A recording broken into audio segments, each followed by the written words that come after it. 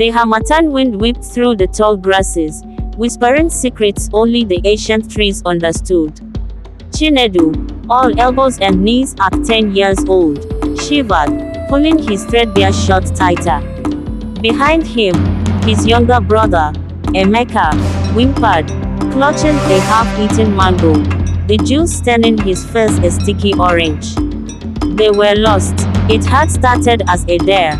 Old Man Eze's stories of the forbidden woods beyond the village boundary had always sent shivers down their spines, a delicious mix of fear and fascination.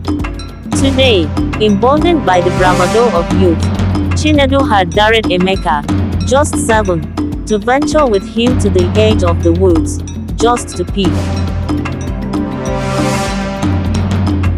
Just to prove they weren't scared. But the peak had turned into a little further, and then just a bit more, until the familiar paths of their village had vanished, swallowed by the dense, silent forest. The sun, their only compass, was already beginning its descent, painting the sky in hues of blood orange and deep purple, beautiful but terrifying. Fear gnawed at Chinedu's stomach. He was the older brother, the protector. He had to be brave. He tried to remember the stories Old Man Eze told. The ones about respecting the forest, about not taking more than you needed, about staying on the path. But the path was gone, and all around them were the rustling leaves, the creaking branches, and the unseen eyes that seemed to watch them from the shadows. Emeka, oblivious to the full extent of their predicament, tugged on Chinedu's sleeve. "I'm hungry, Chinedu," he mumbled, his lower lip trembling. Chinedu rummaged through his pockets, finding only a few granuts. He shared them with Emeka, rationing the meager offering. As darkness deepened, the sounds of the forest amplified. The hooting of an owl, the chirping of crickets, the rustling of unseen creatures, each sound was a monster in their young imaginations. They huddled together at the base of a giant Iroko tree, its roots like gnarled fingers reaching into the earth. Chinedu tried to start a fire, remembering how his father did it, rubbing sticks together with frantic energy. But his hands were shaking too much, and the wood was damp. Finally, exhaustion overtook them, and they fell asleep, wrapped in each other's warmth, the mango seed clutched tightly in Emeka's hand. The first rays of dawn woke them. The forest, bathed in the soft golden light, seemed less menacing. The sounds of the night had given way to the cheerful chirping of birds. Chinedu, his fear replaced by a surge of determination, looked around. He recognized a cluster of oddly shaped rocks, a landmark from one of Old Man Eze's stories. He remembered the old man saying that following these rocks would lead back to the village. With renewed hope, Chinedu took Emeka's hand, and they started working.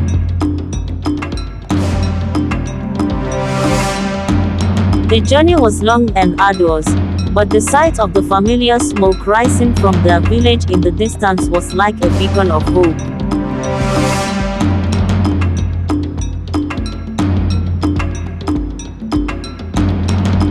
As they emerged from the woods, weary but safe, the villagers rushed towards them, their faces edged with relief. Old Man Eze, his eyes twinkling, clapped Chinedu on the back. "The forest teaches many lessons," he said, "but the most important is that family always finds its way home." Chinedu looked at Emeka, his face still smudged with mango, and knew that Old Man Eze was right. They had been lost, but they had found something more important: the strength of their bond, the courage to face their fears, and the unwavering love that would always guide them home.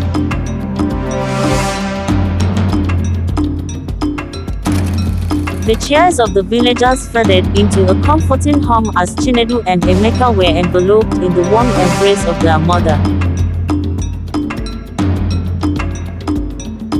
The smell of pounded yam and stew filled the air, a welcome contrast to the earthy scent of the forest. As they ate, the story of their adventure spread through the village like wildfire. Some shook their heads in disbelief, others clucked their tongues in worry, but all agreed, Chinedu and Emeka had been lucky.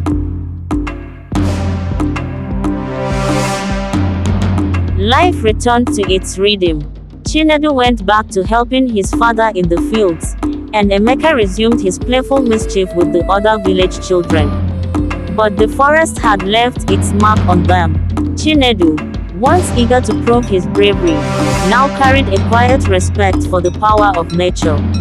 He listened more intently to Old Man Eze's stories, understanding that the weren't just tales to scare children, but lessons learned through generations of living close to the land.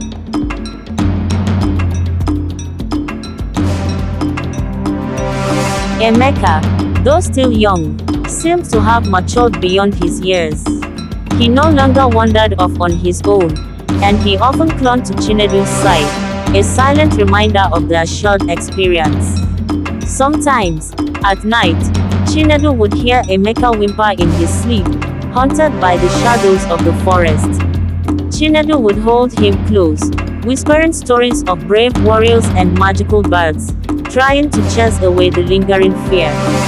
One day, Old Man Eze called for Chinedu. He led him to the edge of the woods, the very place where their adventure had begun. The forest, he said, his voice raspy with age, is a teacher.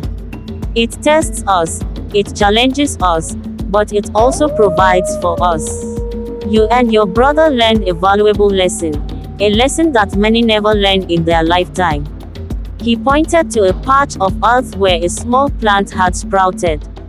This, he said, is a special plant. It only grows in the deepest parts of the forest. It is said to have healing properties. He showed Chinedu how to identify the plant, how to harvest it respectfully, and how to use it to treat minor ailments.